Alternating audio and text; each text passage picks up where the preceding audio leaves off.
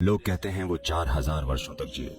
लोगों का कहना है कि इस पेड़ को अगस्त ने 6000 साल पहले लगाया था। इसे डोडा सैम्पिगे कहते हैं। ऐसा माना जाता है कि अगस्त मुनि ने इस लिंग के साथ अपने सूक्ष्म शरीर को यहीं छोड़ा था।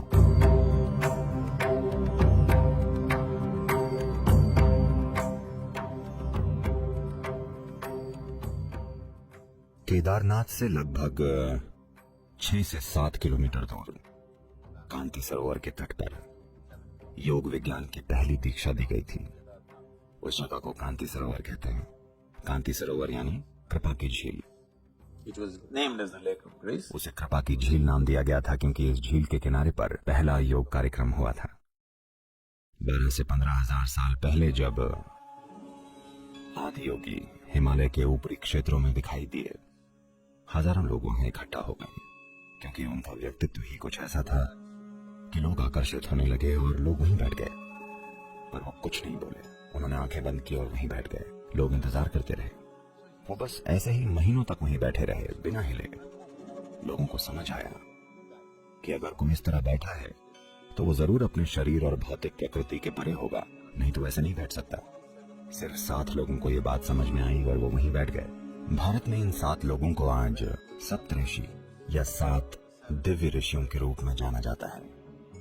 उन्होंने उन्हें कुछ शुरुआती साधनाएं दी और कहा, आप तैयारी करें, फिर देखते हैं। एक दिन जब शिव का ध्यान उन पर पड़ा तब उन्होंने देखा कि ये चमकते हुए पात्रों की तरह हो गए हैं। जो आत्मज्ञानी है, जब वो ऐसे चमकते हुए प्राणी देखता है तो वो चुप नहीं रह सकता। शिव ने देखा ये लोग वाकई तैयार हैं और तब वो कांति सरोवर के तट पर बैठ गए और उन्होंने योग विज्ञान की व्याख्या करनी शुरू कर दी। इस विज्ञान और इस ज्ञान को आत्मसात करने के लिए और इसे अपने मानवीय रूप का एक हिस्सा बना लेने के लिए वो लंबे समय के लिए हाइबरनेशन या सुषुप्तावस्था में चले गए। उनमें से सबसे प्रमुख ऋषि जो हमारे लिए सबसे ज्यादा महत्वपूर्ण हैं, जिन्होंने दक्षिण की यात्रा करना चुना, उन्हें अगस्त्य मुनि के नाम से जाना जाता है। उन्होंने जमीन के नीचे मौजूद एक स्थान में जाकर अपनी साधना करनी शुरू कर दी। किंवदंतियों का कहना है कि वो हजारों वर्षों तक उस जगह में हाइबरनेशन की स्थिति में रहे और फिर जब वो उससे बाहर आए तो उन्होंने उस ज्ञान को पूरी तरह से अपने और अपने सिस्टम का एक हिस्सा बना लिया था। तार्किक या बुद्धि के स्तर पर नहीं, बल्कि अपने खुद के मानव तंत्र में गूंजने वाली एक प्रक्रिया के रूप में। फिर उन्होंने दक्षिण जाने के अपने मिशन को पूरा करने का फैसला किया और वो 7 ऋषियों में सबसे प्रमुख बन गए क्योंकि उन्होंने भारतीय उपमहाद्वीप के दक्षिणी हिस्से में जबरदस्त जोश के साथ योग विज्ञान को फैलाया। और जितना मैंने सुना है, उन्होंने देश में शायद 700 से अधिक आश्रम स्थापित किए,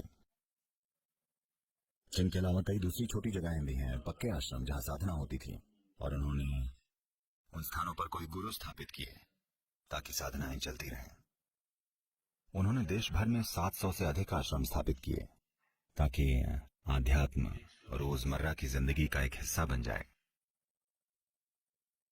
उनकी समझ की जो गहराई थी और जिस तरीके से उन्होंने अपना काम किया, जिस ऊर्जा और बुद्धिमानी के साथ उन्होंने चीजें संभाली, ये कई मायनों में बड़ा महामानवीय है।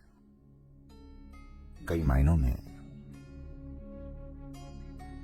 अगस्त्य ऐसे हैं कि आप उन्हें करीब करीब दक्षिण भारतीय रहस्यवाद का जनक कह सकते हैं।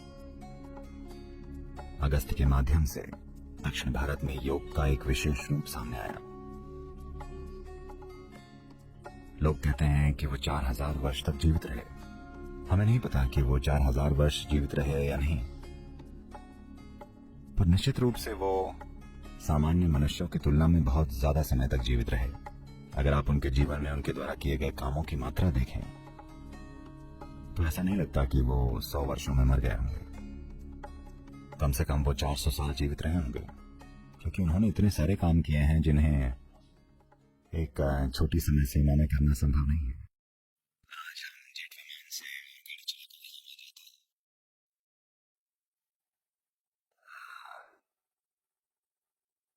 समझिएगा, हम कम समय में बहुत कुछ करने में सक्षम हैं, पर अगस्त ने पैदल चलते हुए इतनी सारी यात्राएं की कि किसी के लिए भी सामान्य इंसानी उम्र में इतना सारा काम करना असंभव है। पक्का वो बहुत लंबे समय तक जीवित रहे, शायद 400 साल रहे होंगे या शायद 4000 साल, या तो लोगों ने एक और जीरो जोड़ दिया होगा। आखिरकार जीरो है। और उन्होंने अतुलनीय काम किए थे। ये अगस्त मुनि ही थे जिन्होंने कार्तिकेय के क्रोध पर काबू पाया था। कार्तिकेय शिव के पुत्र थे, तो वो बहुत गुस्सा हो गए थे, इसलिए वो अपने पिता से दूर जाना चाहते थे। तो वो बड़े क्रोध में दक्षिण की ओर चल पड़े और वो एक योद्धा बन गए। कई मायनों में वो एक बेजोड़ योद्धा थे। वो जीतते चले गए। वो शासन करने के लिए लोगों को नहीं हरा रहे थे। उन्हें जो कोई भी अन्यायपूर्ण लगा वो उसका वध करते चले गए, क्योंकि उन्हें लगता था कि उनके माता पिता ने उनके साथ अन्याय किया है और वो न्याय लाना चाहते थे। जब आप गुस्से में होते हैं तो आपको सब कुछ अन्यायपूर्ण लगता है ना? अगर गुस्सा आ जाए तो आपको हर छोटी छोटी बात पर लगेगा कि आपके साथ कोई बड़ा अन्याय हो रहा है। तो उन्हें लगा कि दुनिया में बहुत अन्याय है, तो इसलिए उन्होंने कई लोगों को मार डाला। तो उन्होंने कई लड़ाइयां लड़ी और वो दक्षिण की ओर बढ़ते चले गए। ये अगस्त ही थे जिन्होंने उनके इस क्रोध को उनके आत्मज्ञान का साधन बना दिया। और अंत में कार्तिकेय ने सुब्रमण्य में विश्राम पाया। तो आखिरी बार उन्होंने सुब्रमण्य में अपनी तलवार धोई और कुछ समय के लिए वहां बस गए और फिर कुमार पर्वत पर जाकर उन्होंने सीधे खड़े खड़े महासमाधि ले ली। So this great art of transforming Kartikeya's anger into a means for his enlightenment was Agastya's work. Kartikeya के क्रोध को उनके आत्मज्ञान के साधन में बदलने की ये महान कला, ये अगस्त का ही काम था। और दक्षिण भारत के ये सभी सिद्ध लोग, वो सभी अगस्त की ही परंपरा से जुड़े हुए हैं। एक तरह से हर वो चीज जो मैं कर रहा हूँ वो अगस्त के काम का ही एक छोटा सा विस्तार है। उन्होंने एक जबरदस्त महल बनाया है। हम उसमें बस एक और कमरा जोड़ रहे हैं, क्योंकि उनके दक्षिण भारतीय रहस्यवाद का एक अलग ही स्वाद है, जो कि अगस्त मुनि की वजह से ही है। तो उन्होंने बाकी 6 की तुलना में सबसे ज्यादा बड़े क्षेत्र को रूपांतरित करने का फैसला किया और उसे कई अलग अलग तरीकों से रूपांतरित किया। उन्होंने ये पक्का किया कि आध्यात्म का एक तत्व हर किसी के जीवन में हो। ये शायद अब कम हो रहा है, पर फिर भी अगर आप पिछली पीढ़ी को देखें तो आज भी ये काफी हद तक मौजूद है। यहां तक कि दक्षिण भारत में या उत्तर प्रदेश के दक्षिण में कहीं भी आप एक साधारण किसान को भी देखें तो आप पाएंगे कि एक साधारण किसान में भी आध्यात्म का कुछ तत्व है। ये अगस्त का काम था।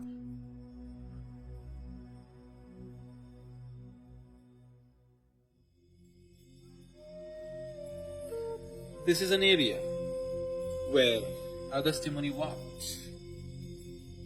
Probably he even visited this temple, either himself. ये एक ऐसी जगह है जहां अगस्त्य मुनि चले थे। शायद वो इस मंदिर में भी गए थे, या तो वो खुद या शायद उनके लोगों में से कोई एक, क्योंकि इस लिंग की प्रकृति अगस्त के काम करने के तरीके से मिलती जुलती है। तो या तो वो खुद या उनके जैसे किसी व्यक्ति ने या उनके सिलसिले के किसी व्यक्ति ने इस लिंग की प्राण प्रतिष्ठा की है। ये शुद्ध क्रिया है, यानी 100% ऊर्जा का काम, और कुछ भी नहीं, न कोई मंत्र न कोई तंत्र, कुछ भी नहीं। ये 100% ऊर्जा का काम है। मैं भी ऐसा ही हूँ। बस ये एक चीज है जो मैं जानता हूँ, मैं सिर्फ ऊर्जा के आधार पर जीवन को एक आयाम से दूसरे आयाम में रूपांतरित कर सकता हूँ। मैं कोई जप नहीं जानता, मैं कोई अनुष्ठान नहीं जानता, मैं कुछ भी नहीं जानता। बिना किसी अनुष्ठान के समझिए कि ऊर्जा को एक आयाम से दूसरे आयाम में बदलना। आपको पता है गुप्त काशी का क्या मतलब है? गुप्त यानी छुपा हुआ, काशी यानी आप वाराणसी जानते हैं? आपने वाराणसी के बारे में सुना? काशी सभी पवित्र नगरियों में सबसे पवित्र है और शिक्षा के सबसे प्राचीन नगरों में से एक है। ये एक ऐसा स्थान था जहां एक समय में हजारों आत्मज्ञानी रहते थे। आप जिस भी गली में जाएं, आपको एक प्रबुद्ध व्यक्ति मिल जाता था। तो काशी यानी सबसे पवित्र, तो वो मुख्य काशी है। और केदार की ठीक बाद है गुप्त काशी यानी छुपी हुई काशी। इसके बारे में किसी को पता नहीं चलना चाहिए।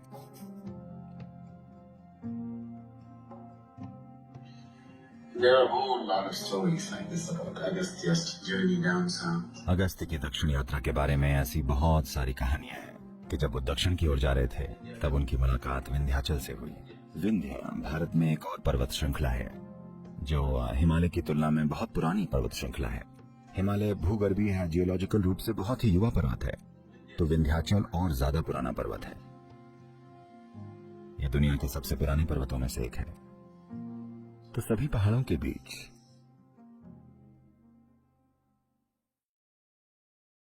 हिमालय को पहाड़ों का राजा चुना गया था।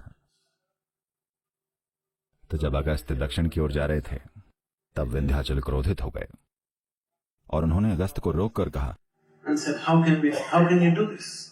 How can you make Himalaya the king? आप ये कैसे कर सकते हैं? आप हिमालय को राजा कैसे बना सकते हैं? वो मेरी तुलना में सिर्फ एक बच्चा है, आप उसे राजा कैसे बना सकते हैं? अब अगस्त्य जानते थे कि अगर एक पर्वत गुस्सा हो गया तो यह बुरा हो सकता है। जब एक आदमी को गुस्सा आता है तब भी बहुत बुरा हो सकता है, पर जब कोई पहाड़ क्रोधित हो जाए तो पता नहीं वो क्या करेगा। अब अगस्त्य वहां बैठे तो विंध्याचल, जो कि एक बहुत बड़े भक्त थे, उन्होंने अगस्त्य को प्रणाम किया। तो अगस्त्य ने कहा, बस ऐसे ही रहें, वहीं रहें, मैं दक्षिण की ओर जाकर वापस आऊंगा, फिर हम आपकी समस्या को समझेंगे।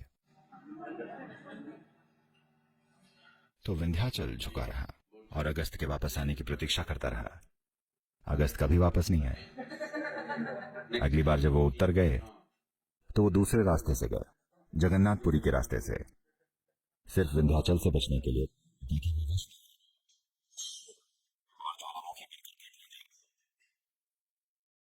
तो विंध्याचल बहुत छोटा रह गया। वो छोटा है क्योंकि वो झुका हुआ है। हिमालय ऊंचा है क्योंकि वो खड़ा है और अभी भी बढ़ रहा है।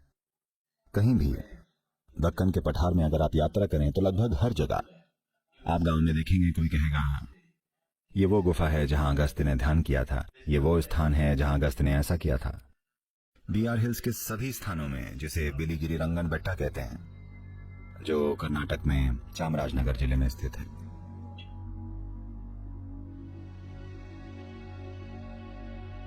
So in Bear Hills, there is a place where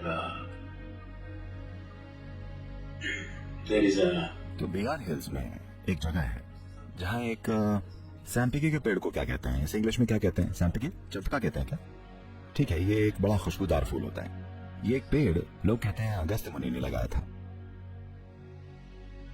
ये पेड़ पक्का बहुत ही अविश्वसनीय रूप से पुराना है। ये पूरी तरह से गांठदार हो गया है और ये अपनी तरह के किसी भी पेड़ से बहुत पुराना दिखता है। लोगों का कहना है कि इस पेड़ को अगस्त्य ने 6000 साल पहले लगाया था। इसे डोडा कहते हैं, डोडा सैम्पिके, क्योंकि डोडा सैम्पिके यानी बड़ा सैम्पिके, ये इतना बड़ा है। और अगस्त्य ने यह पेड़ लगाया था और वो कुछ समय तक वहीं रहे थे।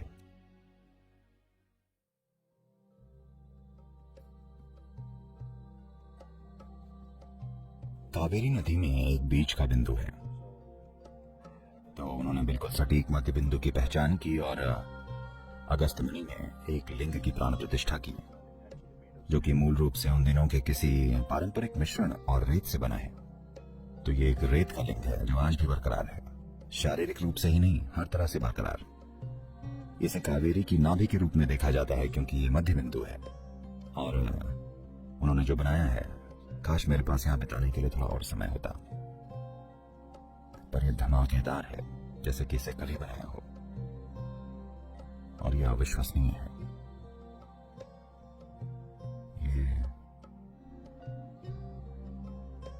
ये हमारा वंश है। ऐसा माना जाता है कि अगस्त्य मुनि ने इस लिंग के पास अपना सूक्ष्म शरीर छोड़ा था और अपने मानसिक शरीर या मनोमय कोश को कहा मदुरै या विरुद्धनगर के पास कहीं एक जगह है जहां उन्होंने अपना बौद्धिक या मानसिक शरीर छोड़ा था।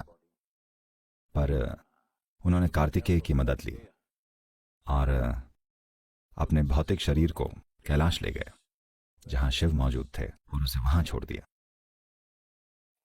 ये अंत समय में चीजों को करने का एक शानदार तरीका है।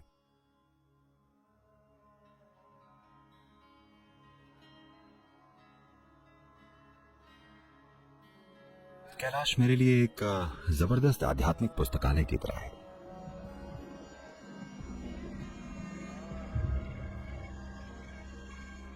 लोग कहते हैं ये शिव का निवास था, ये शिव का निवास है। इसका मतलब यह नहीं कि वो आज भी वहां बर्फ पर नाचते हैं।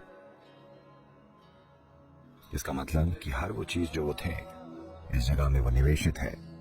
न केवल वो बल्कि हर कोई जो आया। मेरे लिए सबसे महत्वपूर्ण बात ये कि अगस्त्य मुनि ने, हमें पता है, कैलाश में अपनी ऊर्जा का निवेश किया था। तो अगस्त्य ने कैलाश के दक्षिणी हिस्से में अपना सब कुछ निवेश कर दिया। यह अविश्वसनीय है। अविश्वसनीय यानी बिल्कुल अविश्वसनीय। प्राकृतिक सौंदर्य की दृष्टि से तो इसके लिए शब्द ही नहीं है, पर शक्ति और ऊर्जा की दृष्टि से भी यह बिल्कुल अतुलनीय है।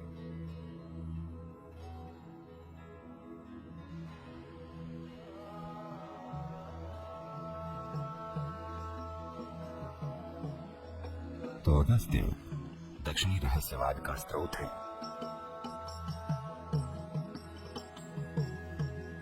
मैं जो कुछ भी हूं उसका स्रोत अगस्त्य मुनि ही है।